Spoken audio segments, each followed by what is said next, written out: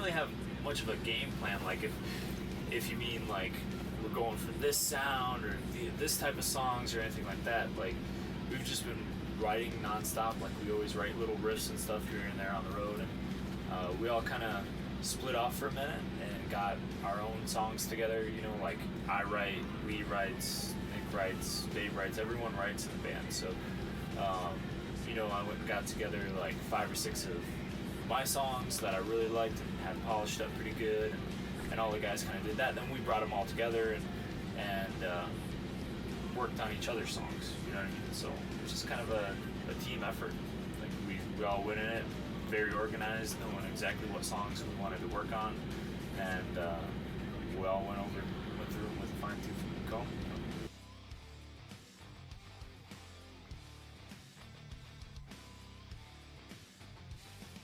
Oh, absolutely not. Even from song to song, it's different. You know, it's just gotta. It's all about that song, what that song needs, and what it takes. You know, so it was kind of funny when we were putting Onyx together. You know, we get this tunnel vision going with each song, and then at some point we kind of step back when we're in the studio and like had to look at the record as a whole, like how all these songs go together and fit together and tie together and stuff.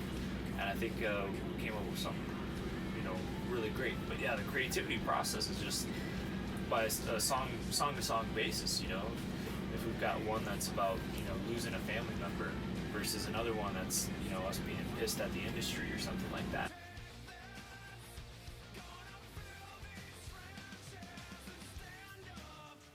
Dude, the video was awesome to shoot, man.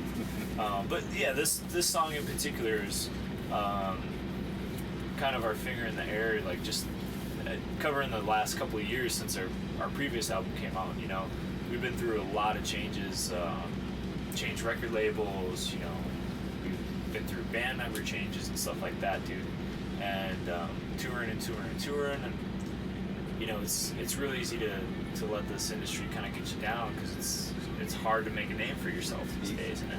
So Trenches for us was kind of that, you know, F you, we're gonna keep doing what we're doing and work our way to climb out of those trenches and come out on top. But the video we shot in Sweden, and we actually shot 3 videos out there, and it was insane, dude. It was like we had all this time to shoot these 3 videos, and ended up getting a bunch of days off in between to just kind of roam around and check out the countryside. That must have been great.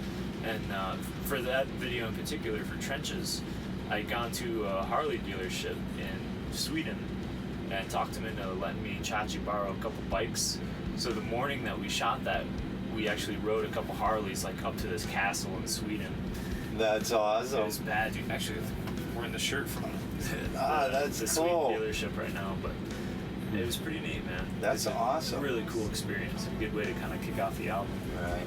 Yeah, I read something about that. I think it was on your bio when you guys took the contract from your former label and you.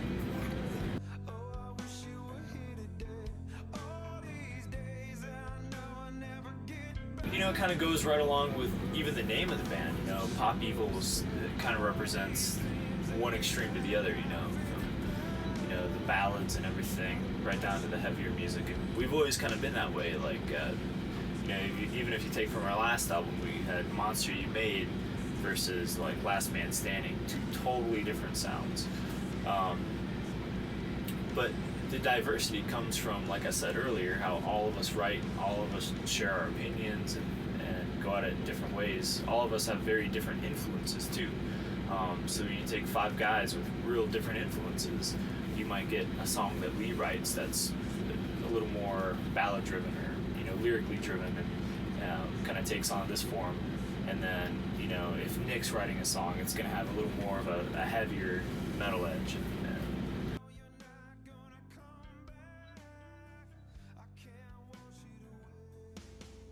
I think that's something that everyone can kind of take for themselves and apply it however they want to, whether it's individually or as a band.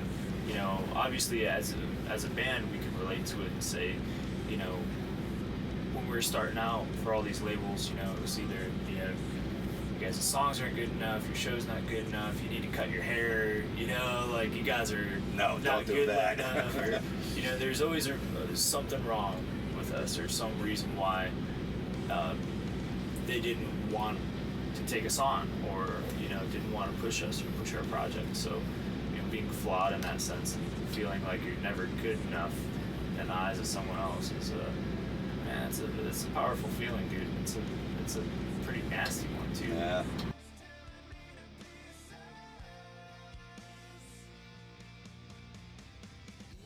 A lot of tour dates, man.